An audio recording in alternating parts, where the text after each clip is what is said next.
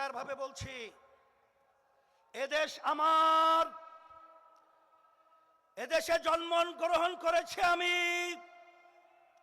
এদেশকে নিয়ে যারা ছিনিমিনি করতে চায়, এদেশের টাকা যারা বিদেশে পাচার করতে চায়, যারা মায়ের কোল সন্তান হারা করতে চায়, আপনাদেরকে বারবার বলছি, আগের মতো গুন্ডামির মাধ্যমে এবং কালো টাকার দৌরাত্মের মাধ্যমে আজকে জাগ্রত জনতাকে থামানো যাবে না, ওদেরকে উৎখাত করবে এবং আল্লাহর রহমতে ইসলাম বিজয় হবে ইনশাআল্লাহ।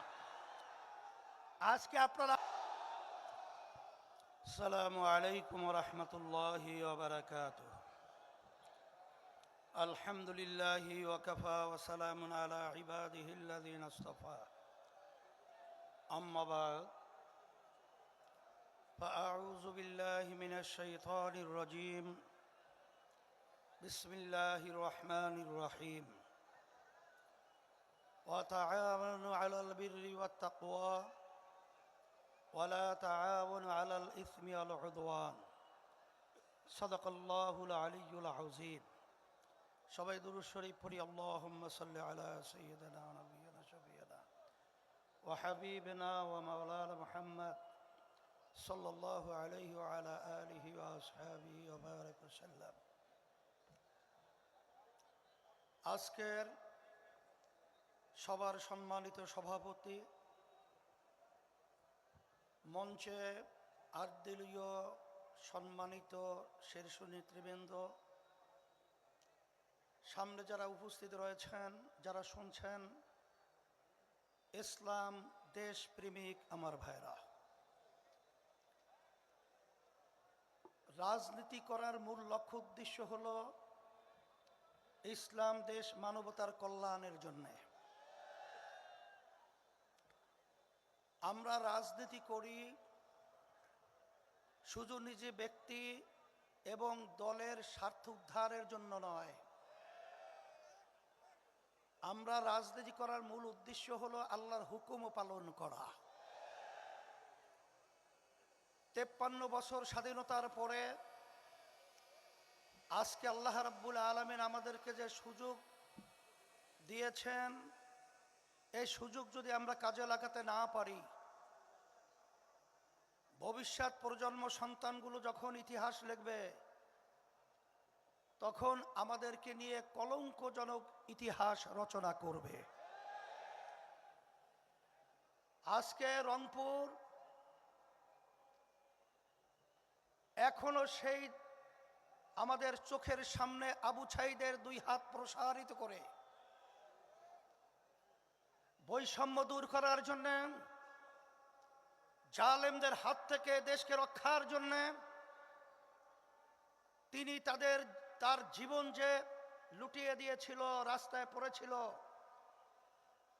সেই অনুভূতিতে প্রেরণা পেয়েই কিন্তু এক পর্যায়ে আমি জানের ভয় না করে রাস্তার ভিতরে কিন্তু নেমেছিলাম ন্যায়ের পক্ষে, অন্যায়ের প্রতিবাদে।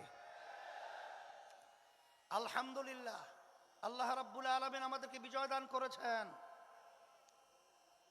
আজকে দুঃখ হয়, এতগুলো মাইল কোল সন্তান হারা হলো, এত মানুষ পঙ্গু হলো, চক্ষু হারালো। আমাদের যে মৌলিক দাবিগুলো ছিল, দেশে মৌলিক সংস্কার হবে, খুনিদের, গুমিদের, টাকা পাচারকারীদের দৃশ্যমান বিচার হবে, এরপরে লেভেল প্লেইং ফিল্ড, জাতীয় নির্বাচনের পরিবেশ তৈরি হবে। কিন্তু আমরা দেখলাম এক শ্রেণীর ক্ষমতালোভীরা সংস্কার এবং দৃশ্যমান বিচারকে গুরুত্ব না দিয়ে ক্ষমতায় যাওয়ার জন্য শুধু পাগল নয়, ডবল পাগল হয়ে গেছে। আমি সকলকে বলতে চাই, আজকে হাজার হাজার হাফেজ আলেম ছাত্র, ছোট মায়ের কোলের সন্তান এবং ছাত্র জনতা যে জীবন দিয়েছিল, শুধুমাত্র কি একজনকে নামিয়ে আরেকজনকে ক্ষমতায় পাঠাবার জন্যে? না, এই দেশকে ফ্যাসিবাদ মুক্ত করার জন্য, খুনিদের হাত থেকে দেশকে রক্ষার জন্য, এবং আমাদের দেশে বসে যারা বিদেশিদের তাবেদার আমাদেরকে গোলামের জিঞ্জির পরিয়েছে, তাদেরকে উৎখাত করে স্বাধীনভাবে আমাদের দেশকে মাথা উঁচু করে দাঁড়াবার জন্য এরা জীবন দিয়েছিল। আজকে তারা যদি বুঝতে ব্যর্থ হয়, আমরা তাদেরকে পরিষ্কারভাবে এই সমাবেশের মাধ্যমে আমরা বলতে চাই, আপনারা মনে করেছিলেন অন্টুর বিচারে ক্ষমতায় যাবেন, সেদিন সে সময় ভুলে যান। আজকে বাংলাদেশ যারা ভালোবাসে, যারা ইসলামকে ভালোবাসে, যারা মানবতার কল্যাণ রক্ষার জন্য চেষ্টা করে, তারা কিন্তু আজকে রাজপথে চলে এসেছে। আজকে ক্ষমতা প্রেমিকদেরকে বলবো যে আপনারা বারবার ক্ষমতায় গিয়েছিলেন, আমাদেরকে কি উপহার দিয়েছেন? নতুন ভাবে পুরান বউ, নতুন শাড়িতে, আর আমাদেরকে ধোঁকা দিতে পারবেন না।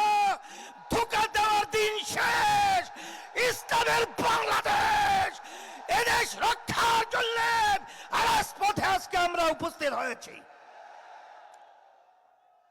সেজন্য আমি বলবো, রংপুর আমি প্রতি বছরই আসি। আমি দেখেছি রংপুরের মানুষ, তারা কিন্তু অত্যন্ত সরল মনা। রংপুরের মানুষ ন্যায়ের পক্ষে, অন্যায়ের বিরুদ্ধে। আজকে রংপুর থেকে আওয়াজ তুলতে হবে। আবু সাঈদ যেভাবে হাত প্রসারিত করে আমাদের দেশকে আবার স্বাধীনতার দিকে তিনি পরিবেশ তৈরি করেছিলেন, এই রংপুর থেকেই এই চাঁদাবাজদের এবং ক্ষমতালোভীদেরকে এবং যারা নাকি দেশের টাকা বিদেশে পাচার করে এবং যারা বিদেশের দাবিদারি আমাদের দেশে বাস্তবায়ন করতে চায়, ওদেরকে না বলে বাংলার জমি থেকে উৎখাত করতে হবে। সাথে সাথে সকল কুদার আহ্বান জানাবো,